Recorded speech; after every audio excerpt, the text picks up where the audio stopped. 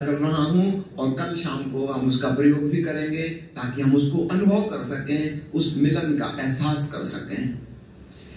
परमात्मा एक सूक्ष्म संगीत की भांति है।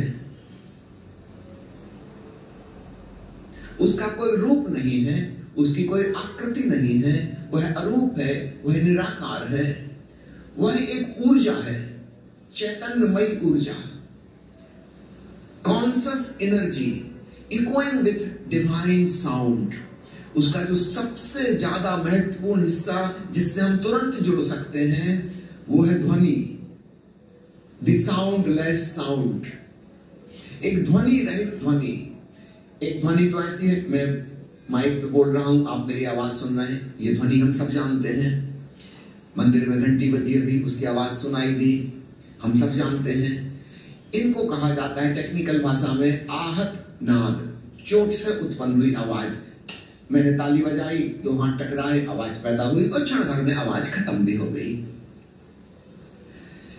मैं बोल रहा हूं, मेरे कंठ वोकल कार्ड्स में हवा टकरा रही है, ओंठ से टकरा रहे हैं, जीभ तालू से टकरा रही है, ध्वनि पैदा हो रही टक्कर से और क्षण भर में खत्म हो जाती है। एक ध्वनि ऐसी है जो किसी टक्कर से पैदा नहीं हो रही, क्योंकि वहां कोई दूसरा है ही नहीं। परमात्मा बिल्कुल अकेला है, एक।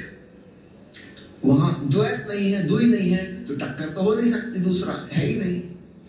तो वह ध्वनि बिना टक्कर के पैदा हो रही है, और उसको पैदा होना कहना भी ठीक नहीं, वह सदा सदा से है, सदा सदा रहेगी, इसलिए वह अजन्मा और अमृत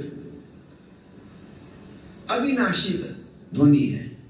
तो हम इस दुनिया में जितनी भी आवाजों को जानते हैं वे सब तो विनष्ट हो जाती हैं, उत्पन्न हुई नहीं कि तुरंत खत्म, एक सेकंड में। वह ध्वनि ईश्वर की, उसको मैं कहना चाहूंगा ईश्वर का स्वर। वह स्वर ऐसा है कि वो कभी जन्मा नहीं और वो कभी नष्ट भी नहीं होगा। वह एक सनातन संगीत है, एक शाश्वत ध्वनि जो निरंतर गूंज रही है।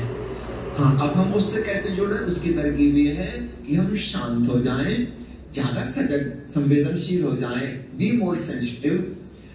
हमारे भीतर जो विचारों का कोलाहल चल रहा है, शोरगुल मचा है, वो थोड़ा चुप हो जाए, तब हम ईश्वर का स्वर सुन पाएंगे। सिंपल टेक्निक, कोलाहल में नहीं सुन पाएंगे।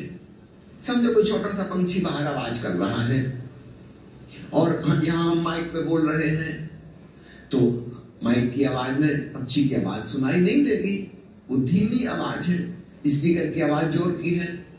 आपके कमरे में घड़ी लगी है, टिक टिक टिक की आवाज हो रही है, लेकिन आपको सुनाई नहीं दे रही। आप टेलीविजन सुन रहे हो कि अपने मोबाइल में व्यस्त हो, घड़ी की टिक टिक आपको सुनाई नहीं दे रही। काश आप 2 मिनट के लिए बाकी सब आवाजें बंद कर दो, मोबाइल ऑफ कर दो, टीवी ऑफ कर दो, पंखा ऑफ कर दो, आपको तुरंत पता चलेगा अच्छा घड़ी की आवाज हो रही है।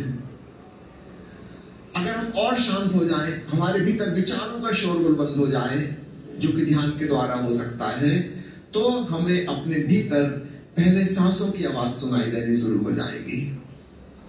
नॉर्मली हमें सुनाई नहीं देती जब तक कि धमाका अटैक ना पड़े। अस्थमा वालों को सुनाई देती है, सामान्य रूप से कभी सुनाई नहीं देती। लेकिन अगर हम शांत हो जाएं, बाकी सारी आवाजें बंद कर दें थोड़ी देर के लिए, हमको अपनी ही सांस में एक स्वर सुनाई देने लगेगा। गौर से उसको सुने। अब सुनते सुनते एक जगह ऐसी भी है जहां सांस की आवाज नहीं है, हवा भीतर गई फिर वापस लौटेगी, बीच में एक छोटा सा अंतराल, फ्रैक्शन ऑफ सेकंड, 1 सेकंड से भी कम का एक गैप आता है, वहां तो कोई आवाज नहीं होगी।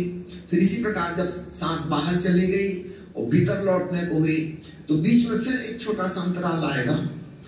अभी सांस न जा रही न आ रही, रुकी है क्षण भर को, और हम सांस की आवाज को सुनने का ध्यान कर रहे थे, तो वहां पे फिर क्या सुनाई देगा? जहां सांस नहीं है वहां पर ईश्वर का स्वर सुनाई देने लगता है।